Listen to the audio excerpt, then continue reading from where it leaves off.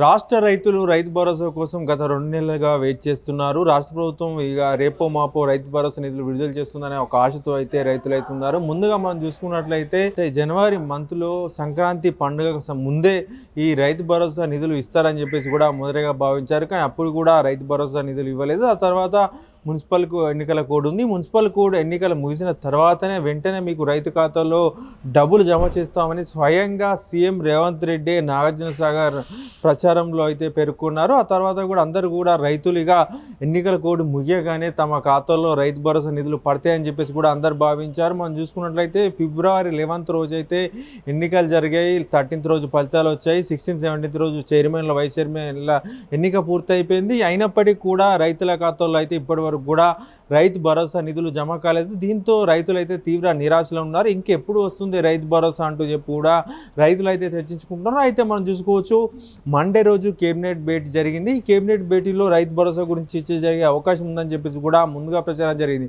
కానీ కేబినెట్ భేటీలో రైతు భరోసా గురించి అసలు ప్రస్తావనే రాలేదు. అయితే రైతు భరోసా ఎప్పుడు ఇస్తామని చెప్పేసి కూడా ఒక ప్రకటన కూడా చేయలేకపోయింది ప్రభుత్వం. ఈ నేపథ్యంలో అసలు రైతు భరోసా వస్తుందా రాదా అని చెప్పేసి కూడా రైతులు ఒక కన్ఫ్యూజన్లో అయితే ఉన్నారు. చాలామంది రైతులు కూడా ప్రభుత్వం పట్ల తీవ్ర ఆగ్రహంగా ఉన్నారు. అసలు ఏ పథకం కూడా సరిగా అమలు చేయడం లేదని చెప్పేసి కూడా రైతులు అయితే తీవ్ర ఆగ్రహం ప్రభుత్వంపై వ్యక్తం చేస్తున్నారు. మరోపక్క మనం చూసుకోవచ్చు, అటు బీఆర్ఎస్ కావచ్చు, ఇటు బీజేపీ నేతలు కావచ్చు కాంగ్రెస్పై ఎదురుదాడి చేస్తున్నారు. ఇంకెప్పుడు ఇస్తారు మీరు రైతు భరోసా?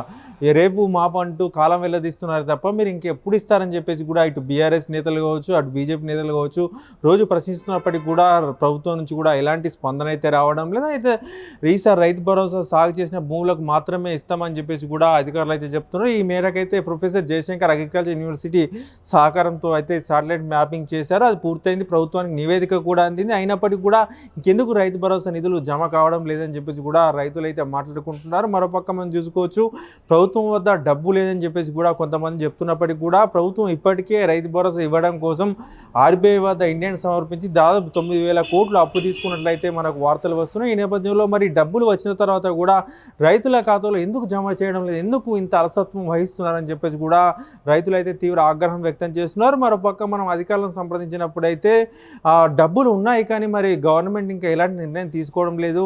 సీఎం కావచ్చు, డిప్యూటీ సీఎం కావచ్చు, అలాగే వ్యవసాయ శాఖ కావచ్చు ఇంకా ఎలాంటి నిర్ణయం తీసుకోలేదని చెప్పేసి కూడా అధికారులు అయితే చెప్తున్నారు. అయితే ఫిబ్రవరి చివరి వారంలో అంటే మనకు చూసుకోవచ్చు, ఈరోజు చూసుకున్నట్టయితే 26th ఇంకా 2 రోజులు మాత్రమే ఉంది ఫిబ్రవరికి సంబంధించి. సో ఈ 2 రోజులలో వస్తాయా లేకపోతే తర్వాత మార్చి 2nd నుంచి మార్చి 2nd లేదా 3rd ఆ తేదీల్లో అయితే రైతుల ఖాతాలో నిధులు జమ చేసే అవకాశం ఉంది. అధికారులు చెప్తున్నప్పటికీ కూడా ఇది నమ్మశక్యంగా లేకుండా పోయింది. ఎందుకంటే సంక్రాంతికి ముందు అన్నారు అప్పులు లేదు, తర్వాత ఎన్నికలు కూడా ముగియగానే డబ్బులు వస్తాయని స్వయంగా సీఎం రేవంత్ రెడ్డి చెప్పినా కూడా డబ్బులు రాలేదు. ఈ నేపథ్యంలో అసలు డబ్బులు వస్తాయా రావాలని చెప్పేసి కూడా రైతులు తీవ్ర నిరాశగా ఉన్నారు. ప్రస్తుతానికైతే కాంగ్రెస్ ప్రభుత్వంపై అయితే రైతులు తీవ్ర ఆగ్రహం వ్యక్తం చేస్తున్నారు. ఎక్కడికి వెళ్ళినా కూడా రైతులను పలకరించినట్లయితే ఇదేం ప్రభుత్వం, గత ప్రభుత్వమే బాగుందని చెప్పేసి కూడా కొందరు రైతులు చెప్తున్న పరిస్థితి మనకు కనిపిస్తుంది. ఎందుకంటే రైతు రుణమాఫీ చేసినామని చెప్పేసి ప్రభుత్వం ప్రకటిస్తున్నప్పటికీ కూడా దాదాపు 50% మందికి కూడా ఇప్పటి వరకు రైతు రుణమాఫీ కాలేదు.